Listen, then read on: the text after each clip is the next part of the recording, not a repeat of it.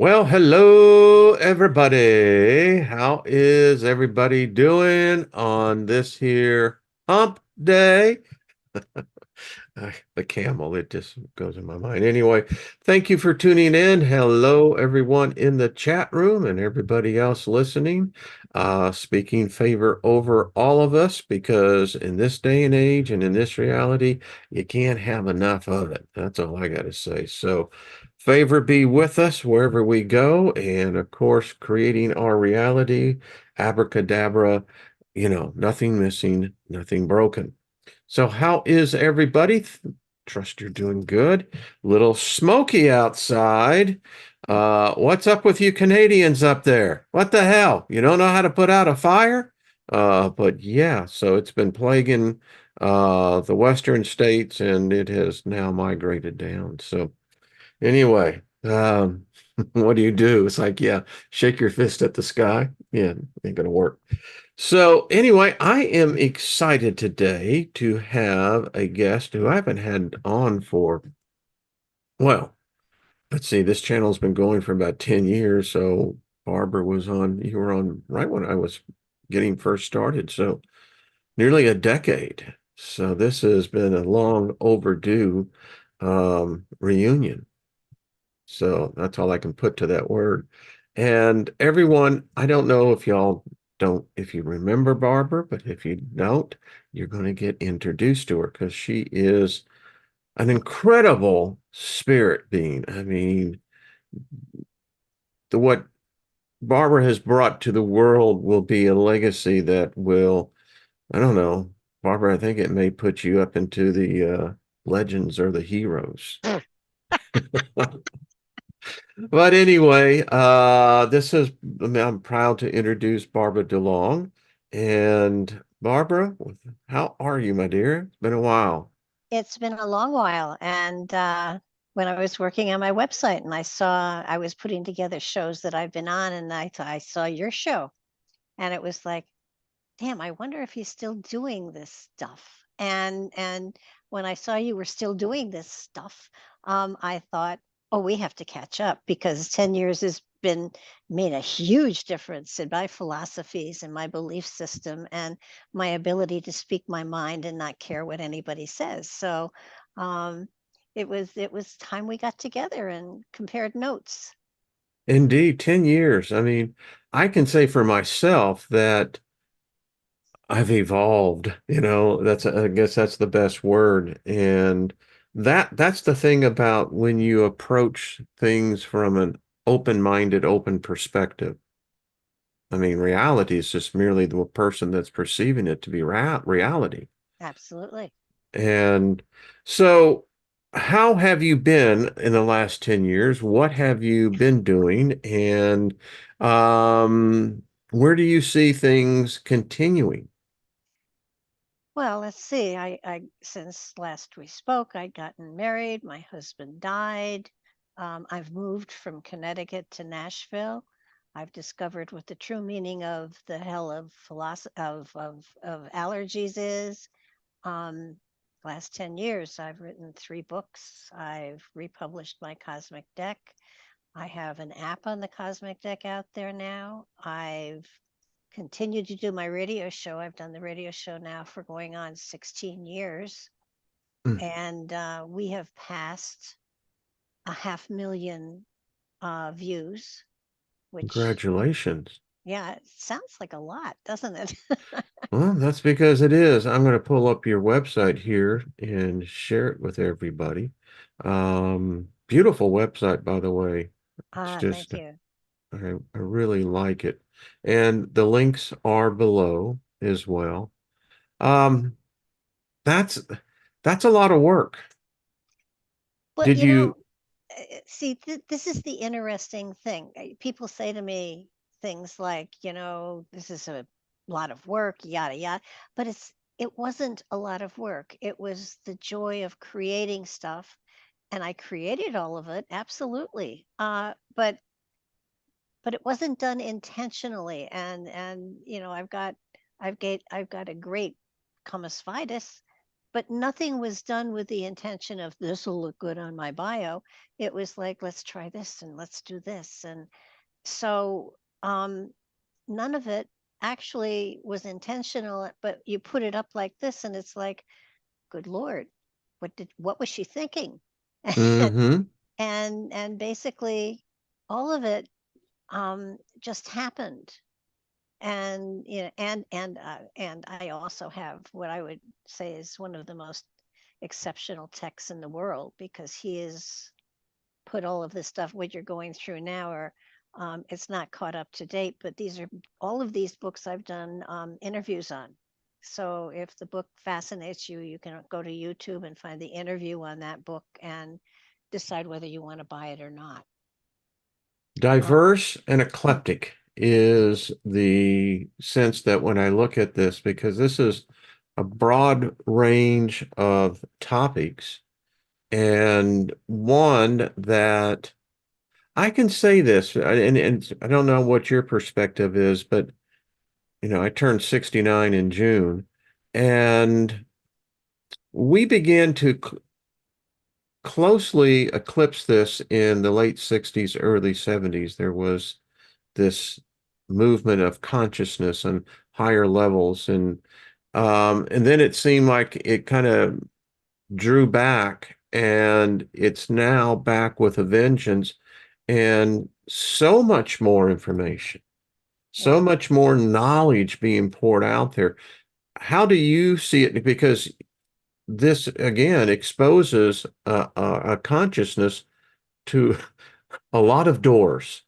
Yeah, it does. And somebody asked me, because most of the people that I have on are PhDs, and I tell people that my website is my PhD program.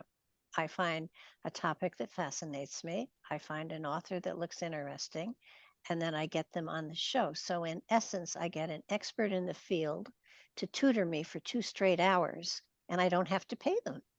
And it's Wonderful, a wonderful business model. I love it. it really has been fabulous. And so, as you can see, it's a wide spectrum, and there you are. Wow, there I am. Look at that. I'm Yeah. honored. I have to tell you, because you have been everywhere. A guest with George Norrie over Coast to Coast, and just in so many other national radio shows, etc. Mhm. It's remarkable. And again, none of it was planned. It just sort of fell into my lap. And that's where synchronicity and my love of the word and the term, I wait till something calls me. And I think the hardest thing in the world for me anyhow is the patience to wait for the call. And Yeah. and if you wait for the call, I promise you it's not a wrong number. If you try to make the call ahead of time, you're wasting your time and breath. And with you and what you've done and what I with me and what I've done, I kind of feel as though we are more watchers as to the Mm. time, as to someone who is actually participating in something, but we're watching and we're accumulating wisdom and we're accumulating knowledge, and it's just watching everything evolve. It's an impressive list of books, isn't it?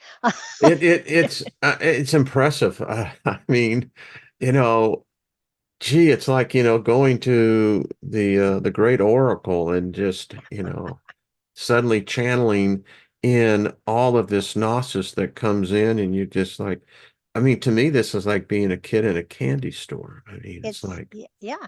yeah, I mean, And a lot of the and I magic. love a chocolate. I I truly do. So, folks, as you can see, that's impressive. That's just all I got to say. It's just quite quite spectacular. That's all.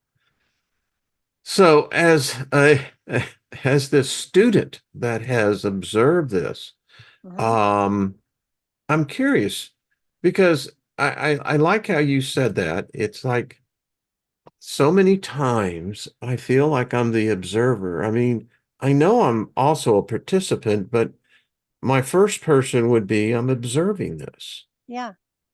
And the cool thing is that what's happening is in many cases for people, and I can speak for myself and maybe you, that we're seeing a pattern reemerging that we've seen before, that we've recognized before. That old adage of those who don't pay attention to history are forced to repeat it.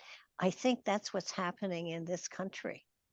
And people are seeing a cycle repeat and then blaming someone else for it when it's nobody's fault. We have fallen into a rut that we have to climb out of, or we go with whatever the conclusion of that particular rut is.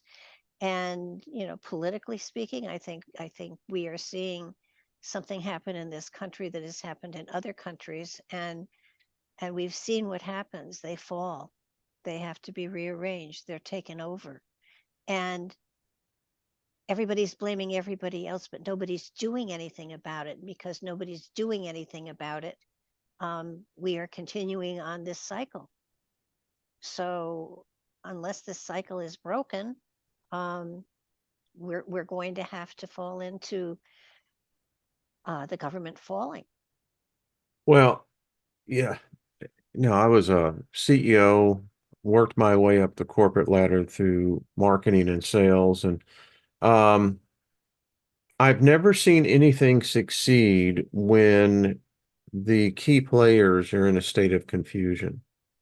If you've got confusion on your team, it equates to not good things are going to happen. Well, Bad things usually happen when confused people make decisions, and I people are don't know. panicking. People are panicking, Yes. and they're throwing all sorts of inappropriate accusations at people. And and Oh, and the reality is, and the answer is simple: work together. Don't try to one up the other guy. Work together. Bring bring peace and tranquility back into a nation that is absolutely ready to go to war with each other, literally. And we've already done a civil war, and last time it was with weapons, this time it's with words and power. And we're seeing people with power trying to accumulate and hold on to that power, and the reality is that hasn't worked. So no. Mm-mm. so I mean, we have, and I don't know which party is, neither party is right. They're always blaming the other party. And until we work together, it's a union. That means working together. I mean, when we started out, our elections were, the one with the most votes was president, the one with the second votes was vice president. I Yeah, mean, yeah. if that happened today, we'd never go anywhere. They'd be fighting. And the reality is, I mean, when you see it, it's children in a playground throwing accusations at each other and often not even understanding the words they're using. Speaking of words, the one thing I will say for the Republicans on this is that the demeanor of Donald Trump has changed. And, I'm not speaking one side or the other. I'm just looking at the observation of the observer. Hmm. And they were not ashamed or afraid to use a word that I had been talking on many shows, that the vitriol of the intensity of these curses that were being exchanged, because that's, if you don't have anything good to say about a person, then you're basically speaking a curse. Yes. But they did use the word, and I still hear it as love. It's not what I hear on the other side. And until we can have that corresponding, that I'm not here to hate you, but I'm here to seek to understand you. And even if I don't understand you, it doesn't mean I want to eliminate you. Yeah. That's pretty simple, you know. Very. Well, That's right. I mean, you're absolutely right. And it's not even for each other as much as it's for the nation. You know, Yeah. Yeah. It's, I mean, when people I can say what, go ahead, hon. no, well, when I see what's happening to the nation, it's heartbreaking. Mm, And yeah. I had relatives that fought in the Revolutionary War. I had relatives that fought in the Civil War. I mean, the purpose of this country was to work as one, to welcome others, certainly in an appropriate way. You know, Statue of Liberty, give us you're poor, you're hungry, or whatever. But it didn't mean, you know, quite the way it's been happening. But It's like but a little too much salt there, buddy. I mean, back off, you know? right. But But we've always been a nation of people that came together to work for a common purpose. And I don't feel that is the case now. yeah, they've really done a good job in dividing us because the whole thing of the United States, we are a nation of many different colors, many different philosophies, many different Mhm. beliefs. But Absolutely. we became strong as a nation because of that diversity. Yep. Now, you growing up as I did, I know you're not that much older than I am, but I remember because of my last name, I would, kids of being kids, was that the term kraut was Hmm. still used because we were that generation that our parents, particularly our grandparents, went through the big one, the big Holocaust. Yeah. war. Yeah. But it wasn't a thing that divided us. I mean, when we got out into the playground, we still played. Hmm. Yeah. But it doesn't seem to be that way today. It just seems that as I see it, that people are so ultra sensitive, but because I think it's because their nerves are frayed. Now, whether it be through social media, through which much of this is being communicated through, I think so many people have forgotten what it means just to relax, just step back. Well, yeah.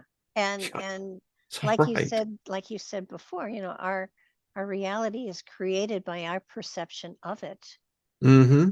And at this point in time, people, because the economics, they're angry. Everybody's angry. And what's happening, at least my perception mine, um, they're angry about their situations. They're angry that they can't cover their bills. They're angry that their grocery bills have gone up. And on top of that, oftentimes there will be gatherings, or what begins as a gathering becomes a mob, because they're the mob is angry about other things, and yet anger triggers anger, and so then we get into frustration, and then in many cases, and we've seen it happen lately, but we're going to see it happening more, is the element of the inner anger gets into the outer anger, they feed each other, and then you have the berserkers coming in, and you're having that happen in many cases. We saw that in Chicago, we saw that in a lot of other places. People were so angry they were burning down their own homes. Yeah. I Yeah. mean, that's stupid. Sorry. But so, and I see that building here in this country, and I'm worried about it, because um the interracial stuff, you know, was a surprise to me, that there would be, you know, crowds pro and con, you know, different races.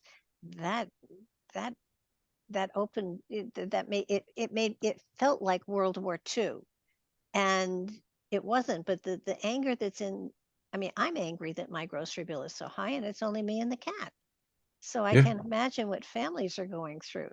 But again, we're in a cycle that we're going to repeat. So who's harvesting? Anger is one of the raw, intense emotions, much like love. Um, and I look at this from an occult lens that, all right, so let's look at this from the spiritual aspect of it. I came out of a religion where it was the best occult training and initiation I ever had. I mean, Yeah. I thank Christianity for where I'm at today. Hmm. And so I'm looking at this, and the spirit realm is real. I have been doing a show on the demigods, that they're still here. So who's harvesting this? Because this is this is either the most precious elixir created through the emotion of intense hate, division. And that type of energy doesn't go unused. Not at all. And you can take it all the way back to the Garden of Eden. I mean, the Nephilim energy is here, and everybody has within them the capacity to spin into that rage and commit atrocities. But over the last 2,000 years, we've also grown in consciousness, and so many have gone the spiritual route that is able to take that energy and flow it into creativity and have wonderful manifestation from it. And then there are those that have chosen not to utilize it in a negative way. And I think what you've got here is the battle between good and evil, and it's playing out in our society. And the element of love is so strong. I mean, there are so many people that fight against this type of energy, Yeah, but yeah. I but think that we've actually been very good at keeping it at bay. absolutely. And I think this is almost a clarion call to declare which pathway you want to take. And so many people who are on a loving, peaceful pathway have done it quietly without, voicing it or spreading it or talking about it. But the reality is there are a ton of people out there that have that aspect, that quality within them. And I think what we're going to be seeing is the tipping of the scales one way or the other. I'm out there yelling peace, meditation, love, charity, share, and so are you. And yet you see the violence and you feel like, oh God, I can't go up against that. Well, you can. And I'm not Yeah, saying, I'm not saying physically, I'm saying verbally. There's a difference. I was a prayer warrior when I received the baptism and the infilling of the Holy Spirit. I came up out of the baptismal water speaking in tongues, Hmm. and I have and these gifts are laid out in the book of Corinthians. Anyway, when you see these things happening, we used to have prayer warriors. This was a group, and in typical, we had a church that was 5,000 people. There were only like 10 or 15 people that showed up to do these intense intercessory wars. And Hmm. that's what we were doing. We were trained how to go into the spirit through the speaking of tongues. And that causes a transcendental mental state of consciousness where you're literally in the in-between realms. And this is how I was taught as in Christianity. So today I look at this and I often wonder, Barbara, if I was able to train enough people, now, a lot of people have different points of praying in tongues, but it is a powerful tool. Yep.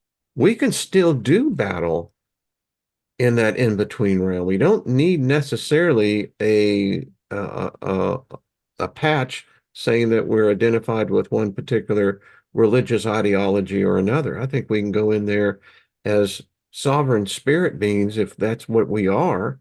Hmm. We can do battle against this. And I believe humans are much stronger than the angels. They just don't know that. But that's Well, just my personal philosophy that I can take on an angel like I've have. I mean, we did some powerful battles in these small groups. But anyway, I digress. but we have angelic power within us because all of Yes. us have a spark of the source. So that in many ways we are challenged to be limited by our physicality to grow the spiritual beyond the potential that it was initially there. So that yes, you can do battle with angels because we are angelic energies as well. It's just Powerful beings we be. yes. And the reality is we've chosen to be in physical form, which limits our abilities until they're recognized. You've recognized your ability to speak in tongues. I've recognized my ability to channel a lot of that energy into different modalities. Hmm. And I think that I don't think most people understand they are that powerful. Jesus, according to stories, and I do believe the man existed, and I do believe that he had access to a lot of the powers that are carried within all of us, but he had access to them. He could walk on water. He could do this. He could do. So can we. Now, I can walk on water. It has to be frozen, Yeah, but I I've done can it and walk on busted it. my ass on it. And but the reality is, you can talk to the other side. We have the capacity if we but open that channel, and opening that channel takes work. It's a muscle that we have to develop. It's like a muscle. You have to find that energy within. You have to recognize that spirit within. You have to send the ego out to lunch, and you have to let your consciousness talk to the spirit within. And that's where the power is. I still practice my cards, my ESP cards, Mm-hmm. because you're right. I think we all have that gift. It's just a matter. No one told us where the ignition is. We got the key. It's like, Exactly. I mean, um, we are an avatar for the spirit within us, and it's our duty to take care of that avatar. And you can't trade it in like you do a car, unfortunately. And if you run it down, spirit within is trapped there until you figure out a way to get going again.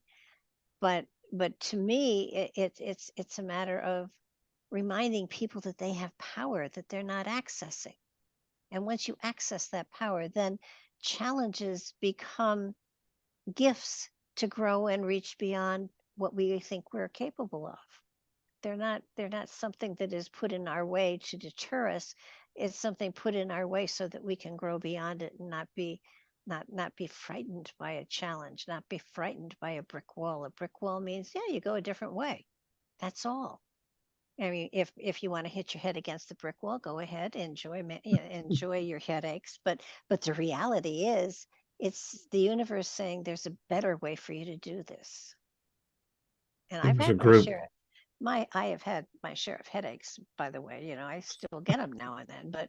But it's kind of like, I tell people, wait for the call. It comes. But while you're waiting for the call, open your channels. You've got a switchboard here. And if it's wide open on the other side, all you have to do is start unplugging those limitations that have been taught to you by humanity.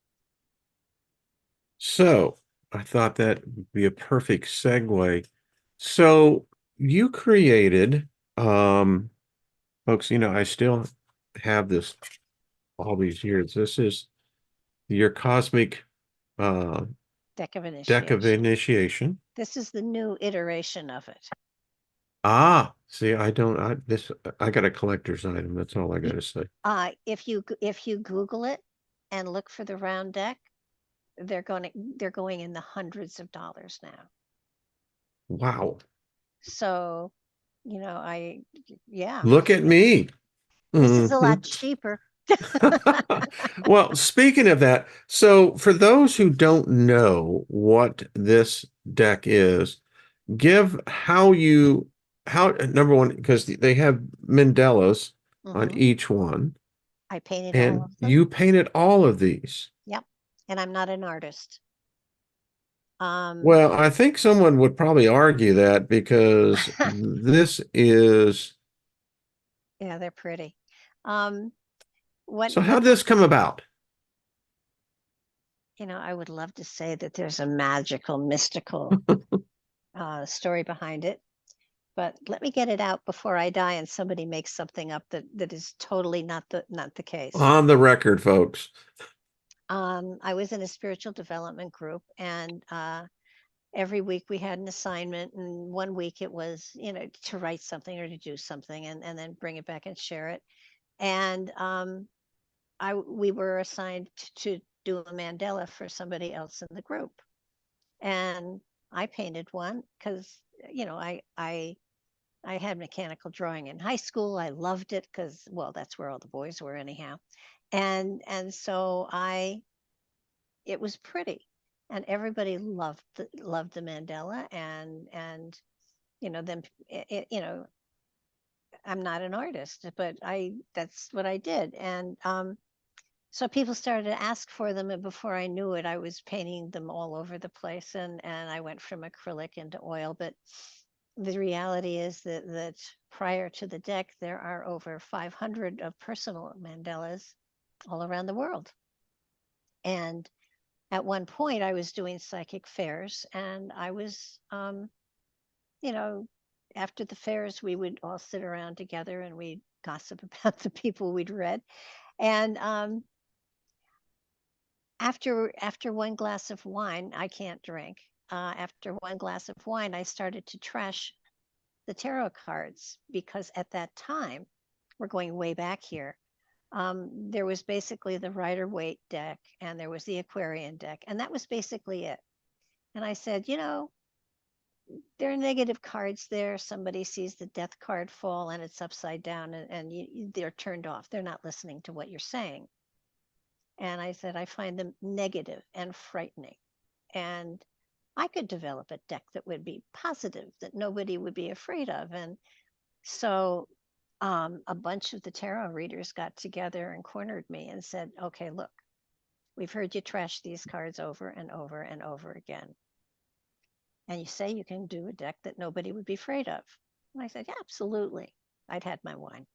And they said, do it or shut up.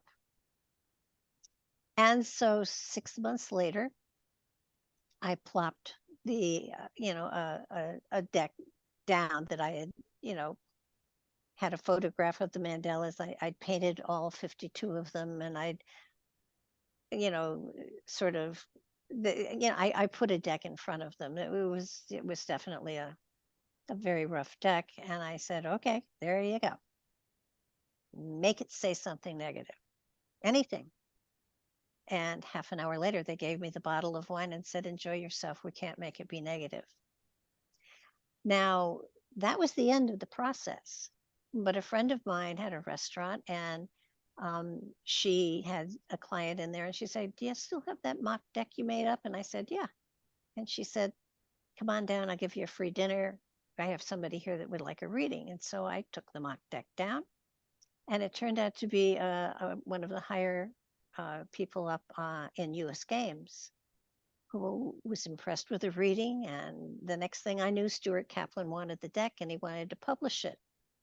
So it came about not intentionally for me to, go on this magical ride with them. And that was like in the early 90s. So it's been 30 years going on more that this deck has taken me for one of the loveliest rides in the world. And when I developed it, I thought, okay, let me just be creative and make it different from everything. No major, minor arcana, none of that crap. So the first 11 cards have to do with the physicality, the chakras. The second have to do with cosmic laws. The third 11 have to do with spiritual energies. And then there are the astrological. So it was 11, 11, 11.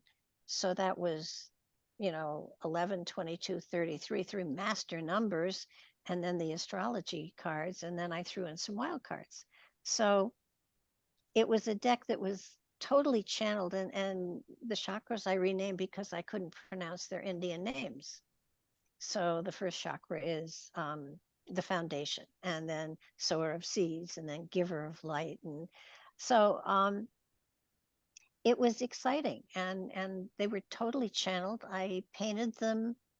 I taught school, so I would teach school until 3 in the afternoon. I would be painting from 4 in the afternoon to probably 3 in the morning, get a couple of hours sleep, and start it all over again. I had never been more energized in my life.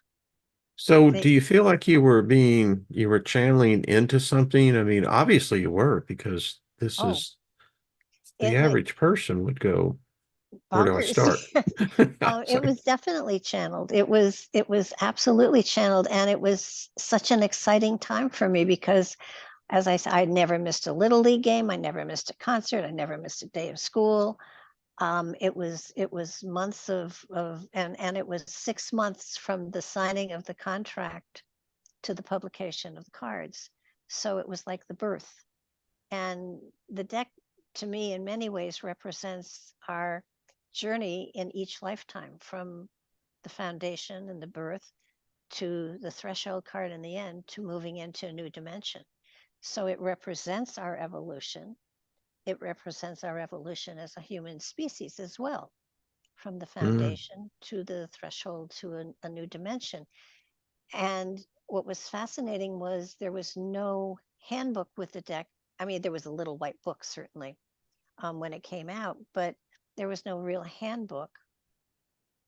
There's now a 300-page book that goes along with the deck that you can get. So Yeah, this was the original. that that was the original. Yeah. And now there's 300-page, 400-page book, handbook, that will go along with the deck, that goes far more into detail than the little white book does. And you've kept up with technology, as they say, but different generations have different ways of which they absorb knowledge. Yes. And, because if one particular modality, in this way, the original cards that I have, very comfortable with, but there's others who, well, they're constantly on the go and their phone is their oracle.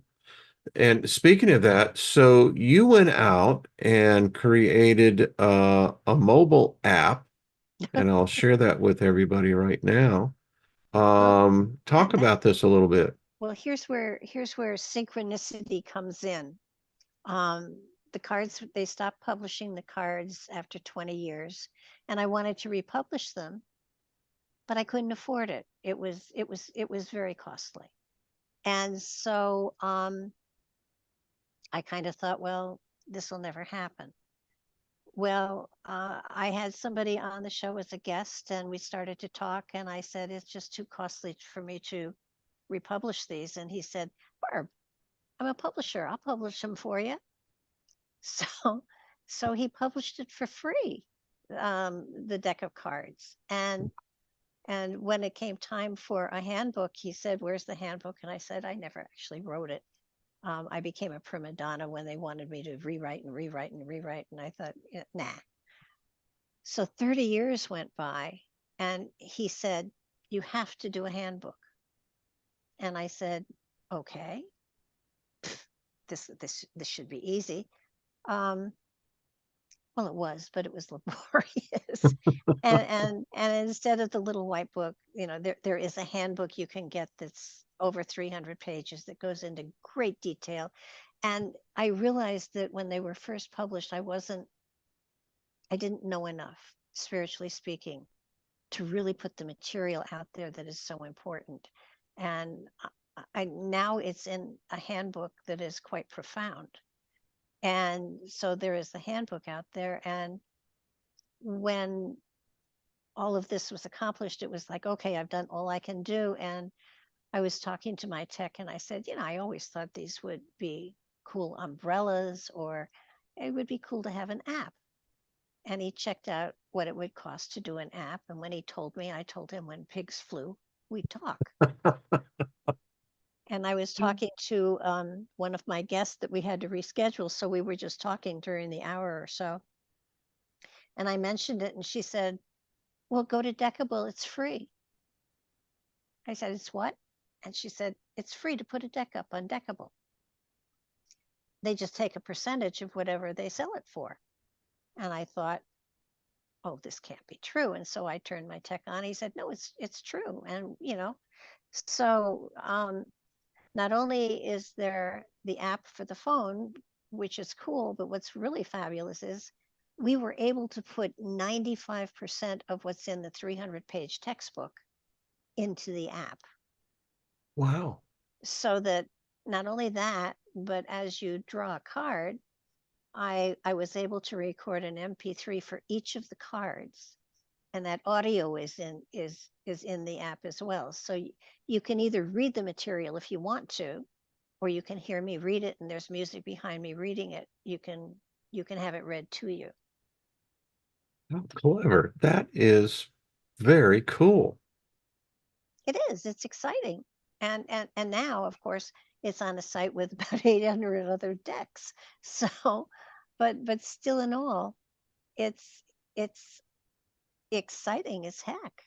And So it's in the Apple Store and it's in Google Play. yes, it's in both. And it's, you can't get it on your desktop, but you can get it on your phone and I believe tablets as well. But Well, this is so cool. it's very cool. Um, I sit back and I think, holy mackerel, and I wouldn't have been tech if I hadn't had a tech who was really a very nice person and very spiritually oriented. It wouldn't have been done. I could not have done all of this stuff on my own. It took somebody else to really get it moving along, and they're so pretty. Well, and I marvel at it. It goes to show you when you have the timing Hmm. and that, call it destiny, call it fate, um, how it came about. And now here it is. It's one that can go around the world. In fact, Yeah. I love the fact that, as you said, this was created for positive, um, and edifying people. Well, not only that, it can be used as a personal development tool. It gives a heck of a reading too. I mean, it can be used for both modalities actually, but the real exciting part of it is that it's more of a personal reminder of the power you have within, and in many, and one of the other nice qualities to it is there's a journal in the app, so you can journal whatever you get.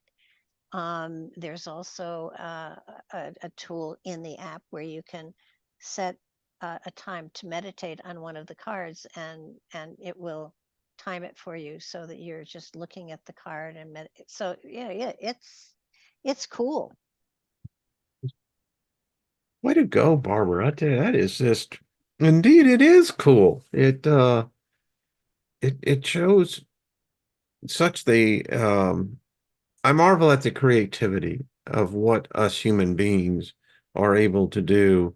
Oh yeah. And as you have told the story where you didn't have the fiscal resources, the money, Hmm. in order to meet the need, but yet either Well, through the seeds you've sown or through the favor of the universe, which the universe is not broke. I think the other lesson here is that having the patience to let synchronicity do something for you rather than trying to make something happen that your ego is directing, um, is it's magic if you let the magic happen in the right time. And there's the key phrase there. It's in the right time. The magic happens when you're ready to deal with it, when you're ready to move forward with something. You don't make the call, you let the call come to you. And in that meantime, you don't just sit and smell the roses, though you do that too. But you continue to work on yourself. And the more you work on yourself, the more the universe is able to bring to you. And it's not a matter of, and I hope I don't offend anybody, but frankly, the aspect of God is not a man. It's not someone watching over you. It's an energy out there that created your spirit and sowed the seeds. And it's up to you to follow whatever pathway is appropriate to go to wherever your journey is taking you. But it's not, nobody's going to sit in judgment of you except you. And that's part of the universe, that part of creation that you carry within you is quite a judge. And if you need more work on certain aspects, you'll come back and do that. But it's not another person. You don't have to look over your shoulder. It's talk to yourself, and that's where the judge is. Yeah, I'm glad you said that because, the religions, their foundation of how they trap the individual is through this thing called judgment. Yeah. It is appointed once for a man to live and then to die and then to be judged.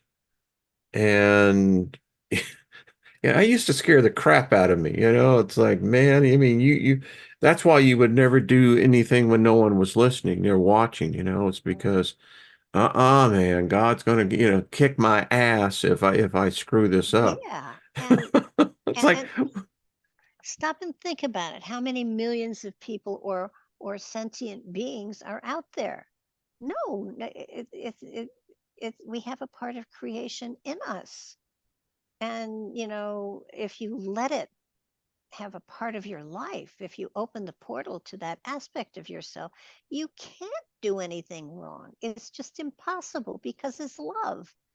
I mean, one of my fun things to do when I go to the grocery store to get away from the prices of everything is I wait. When I'm going up and down the aisles, I find people that are there that are shopping alone, and I always find something nice to say to them, like that color looks great on you. You should wear it all the time. And then I move on, and you feel the warmth of the glow of the happiness that you've shared. It follows you. It's the coolest thing in the world. I mean, there's such simple things to do to open yourself up to embrace the potential you have within. I love it. I mean, if we could just do that all over, I mean, and they say everything goes in a cycle, and you Hmm. know, of course, this is just more reminiscing of, our youth. But for my youth, I was on the street, and I wouldn't want to, I would not want to go through what I went through when I did today. No. No, I mean, quite frankly, that is, it's frightening. Yeah. And listen, in 1970, being on the streets in Houston, Texas, in the Montrose area, there was nothing frightening about it. There was a lot of hippies Yeah. and a lot of, I remember a lot of my friends were doing graduate work at Rice University, University of Houston, a lot of intellectuals, I mean, and a lot of stoned people. It was a beautiful thing. I mean, the only problem we ever had were the cops harassing us. Other Hmm. than that, it wasn't too bad. I don't remember people being stabbed, shot, robbed, raped. I mean, it just wasn't there. Yeah. Anyway, I digress on that. And I wish in one way that we could bring back that same environment where that you didn't feel like you had to be consistently alert all the time. It makes you wonder because I remember my mother talking about the Iceman coming down the street with a horse-drawn wagon with ice in it that they would put in the ice chests in Every on their time you back say that, porches. Barbara, I think of the Three Stooges. Yeah. Well, my mother would have been well over 100 by now, but Yeah, it and was just that time. I can remember as a kid in high school, uh, in the summertime, my mother saying, "Come back when the street lights go on." And you Yeah, come forward to this time frame, and every child whose parents care about them is scheduled and watched and cared for, and not let roaming all by themselves.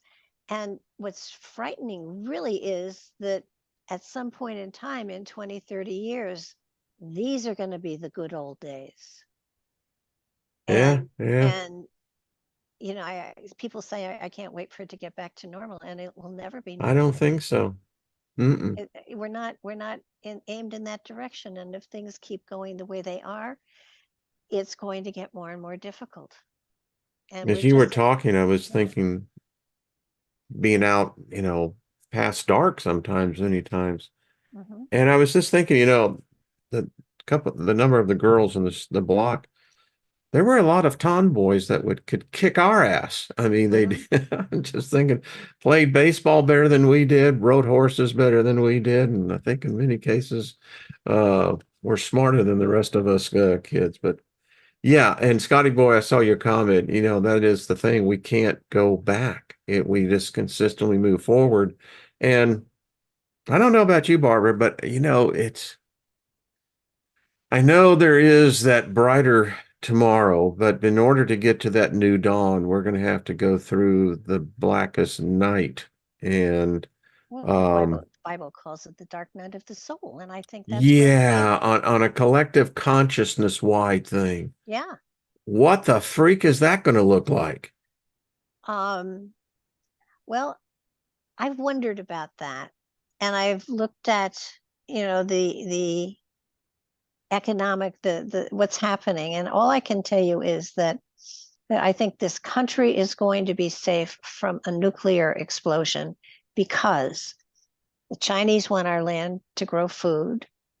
The other side wants our land to pump oil so that they're not going to destroy the land with nuclear waste, but they are going to, I think, and this, okay, so this is, understand, I can only give you what I get.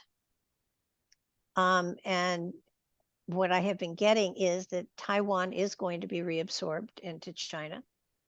There's no doubt about that. It was a part of China. They do look upon it as part of them, and in essence, it was. And I do think it will be reabsorbed. My concern comes with the Philippines because I'm not sure they'll stop with Taiwan. And if they go for the Philippines, depending on who is in power, will depend on what happens. But no longer does an Atlantic and a Pacific shelter us from aggression from other countries. I mean, Chinese own most of New York City already. Um, I was shocked when they found out that the Chinese have jails in New York City. Their oh, jails, jailing their citizens. Yeah, interesting. we have a measure here in the state I live in to make it a constitutional amendment that specifically the Chinese can't own farmland Yeah, no, because they're they. buying it up everywhere. So I wrote something. So I think it's my. Long time ago, I had a term I thought was mine, and I was so proud of it. It was "when in doubt, don't." And when I Googled it, I found out that Benjamin Franklin said it. And can I get around it and say, well, I could be a reincarnation of Benjamin Franklin, but I don't think so. But I have another term that I'm pretty sure is mine, and when I Google it, I'll probably find out it's not. But it's if you slumber, they will plunder. And I truly believe that's what's happened. I believe that we have felt so arrogant in this country that nobody is going to touch us, that we no longer have the protection in this country that we should have as a nation, as an independent nation. We have troops scattered all over the world, but there's nobody here to defend our borders, clearly. Mm-mm. Um, so so it's a matter of, I think we're going to get a slap of some sort, and I don't know where it's going to come from, but I do believe it's going to be. I believe that the government that we all know and disrespect um, is not really in charge of anything. That there are agencies beneath it. They talk of a dark government. I believe there are 3 or 4 layers of dark government that are manipulating everybody. And I've often said that I felt like humanity were pieces on a game board, and we don't know what the game is, but we're being moved around by powers that we have no knowledge of or conception of. And if you go into the bloodlines, if you go into all of the different levels of hierarchies of powerful people that have joined together to manipulate, we're at their whim, and we're not free. We're absolutely not free. We are slaves to our own government. And to extend that, I mean, they have literally robbed us. The American people are going to wake up. And so this is both the Democrats and the Republicans. Mhm. They've allowed this to happen. Um, I have said many times on this show, sometimes you just feel like, and there are others who are screaming, the Watchman is trying to tell you that, holy crap, but we live our lives in a fantasy and an illusion. And the fact of the matter is, the United States is quickly heading to insolvency. We have enslaved the next 5 generations with a debt that they'll never be Oh able yeah. to repay. Let's be honest, these open borders is to set the stage for what is next to come. And when and what our government is doing, particularly this administration, is going to have disastrous ramifications for us, not only economically. Food is going to become there will be food riots. It's Oh yeah. coming. Are you Uh, aware of who we owe that debt to? well, I hear a lot on let me know how do you see it? We owe it to ourselves. Well, yeah, I mean, yeah, yeah. We've been monetizing this debt since the Obama era. Yeah. And and at some point in time that house of cards is going to collapse. Yes, you're right. And the preppers are out there. I have friends who have 3 years of prep food in their garages, and happily they're going to last 25 years. So maybe they'll use them or not.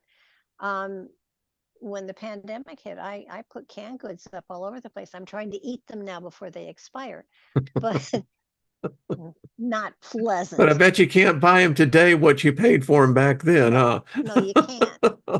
But it's yes, you're absolutely right. And food riots for a lot of reasons.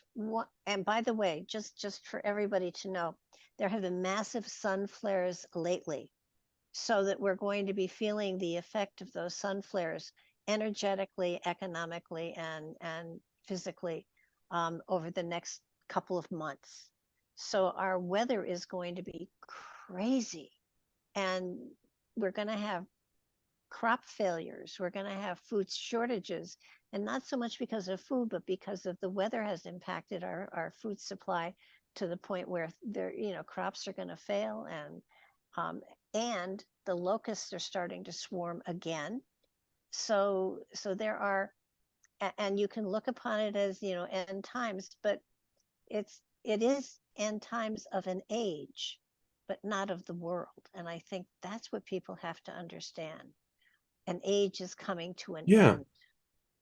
Well, I go back to Germany. That's where my ancestors come from. And, you know, right before the outbreak of World War II, the price of a loaf of bread was costing you a day's wages. Mm-hmm. And, I see it when we go out and where families they're stretched, and then you get into this whole politics. So why would someone vote for the very same administration that brought all this on? It's That's insane. You I you think you wouldn't do that, no matter how much you hated the other one. But you got to think to yourself, well, if it's going to be bad, who do you really want running this? Someone who's at least savvy enough to be aware of things, well, or you would think that, but people are so um, indoctrinated to vote the party line that they do it anyhow. and that's magic. Folks, y'all remember what I said the other day that all politics is a highest form of magic. Oh You yeah, have a wizard, you have deception, illusion. it's profoundly strange and frightening, but It is. exciting too to watch it happen, and to sit back and see something happen, and then listen to somebody tell you that it didn't happen. So I always have these flashbacks. I'm 10 years old and it's in the summertime and they have the bookmobile that comes by once a week. Mm-hmm. And I remember being in there and was drawn to A Stranger in a Strange Land. Mm, And it's great book. a great book. In fact, I do a review on it here. But I get that sense that I'm living that story. Well, in a way, yeah. I mean, Yeah. we are, and it's. it's happened before. I think that's what really makes me so um gets me angry. The we've seen this happen before, and they're saying, oh, they all want one world order. Of course they do, but and I do believe that there will be a time when there is one world order, but it will be a time of peace and love and compassion, when everyone will be working towards the same goal. And the kind of one world order they're talking about is a dictatorship, and that's not what I'm seeing. So I mean, we've seen dictatorships in the past, and why are people so crazy that they're not seeing it building to that point here in this country? Got no idea. I'm looking for, the Starfleet Federation. Because at least, we had the military, but they were on the level of academics, and it was, people was like peace and love. Well, according to some, there is a a space program out there. According to some, Laura Eisenhower, Oh yeah, yeah, she's, she I they booted her, off of YouTube because, you know, they didn't want to hear that. I know. So, I had her on Nightlight. But there is now we have a space program, but you never hear anything about it now in this country. And my feeling is you don't hear anything about it because it's a front to funnel money into the secret space program that is already in effect. And I believe every president has been prepped on what is really there. I believe they've been told, but I also believe that in some way there's mind control so that once they're out of office, it's wiped. yeah, there's things, and we could get on another. We'll have to have you back on Okay. because we could really carry this forward. Um, so, folks, I've put down all the links to the deck if you want to get on your mobile app. Um, things to your links to your website. Um, Thank so you. tell the people where they can find you and how they can keep up with you. BarbaraDeLong.com is the website, and on the website there are links to the YouTube channel and to the decks of cards. And BarbaraDeLong.com, of course, there's like 400 pages there. So, but there are links all throughout the whole thing. So all you have to do is BarbaraDeLong.com, and you'll find me. And you have a newsletter too, right? I have a newsletter that goes out even more regularly than I thought. Every month I do a predictions for the following month, and I do a yearly prediction as well, and those go out. And there is, if you sign up for the newsletter, then you'll get all of my pushes for different things. I mean, I don't overdo it. It's once, maybe twice a month. Well, I'd love to have you back on, and I'm talking in the next couple of weeks, and just to kind of get your feel. We're halfway through the year now. Yes. We're about to kick in, and so one of the things I know about Jewish faith and beliefs is the fall is where the proverbial shit hits the fan, so to speak, on a world stage. And just layman that I am. So I'd love to have you back on and let's talk about what you see wrapping up this year and maybe what you might see what's coming into 25. Yeah. Did I mention to you about the tunnels? No. Oh, when I was doing my predictions for July, after I was all done with it, I was still at the computer, and I kept feeling like I was getting nudged, and it's like, so okay, is there anything else I need to know? And what I got was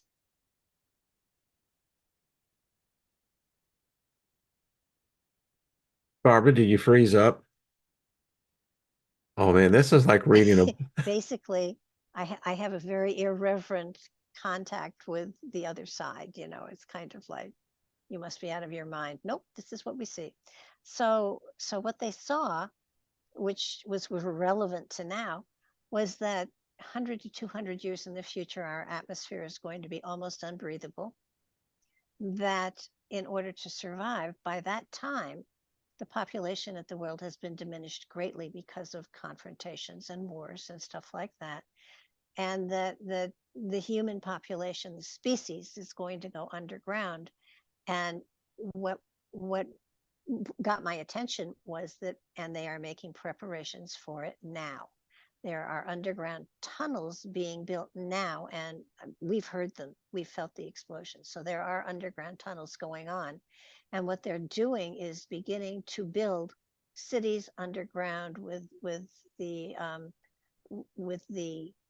allowance for places to grow things and places to, we're not going to go dome city, but we're going to go underground, much like Kuyu, only much more technologically advanced, so that we will be underground for a number of several hundred years, probably while the planet regenerates, so that we can take our place on the planet once again. But that we will be underground, that humanity as a whole will be underground. There will be underground transportation. There will be farms. There will be cities underground, and the population will live underground for several hundred years. I don't want to be a part of that because it's going to be authoritarian. Of course. Limited resources, strict laws. I mean, it's like the movie THX 1138. Mm-hmm. De Niro was in that. That was back in the 70s. That's what happened to mankind. And then you bring it up into the modern vernacular. I know, folks, we've gone a little bit over, but it carries back over to what Mr. Smith was telling Morpheus in the first Matrix, is that we're a virus.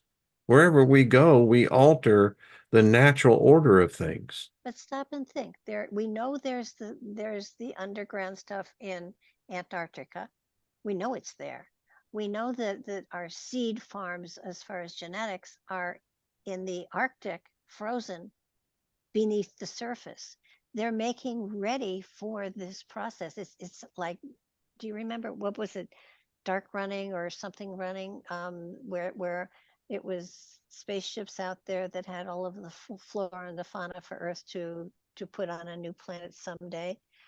That's what they're doing. They're making plans for this already. And if you put all of the links together, it's like there is a level of organization that is going on that is making this preparation for a couple hundred years in the future. They're decreasing the population. Danny says the children of the tunnels. That's for sure. Well, thank you, Barbara. I appreciate it. Everyone, get over there, subscribe to her YouTube channel.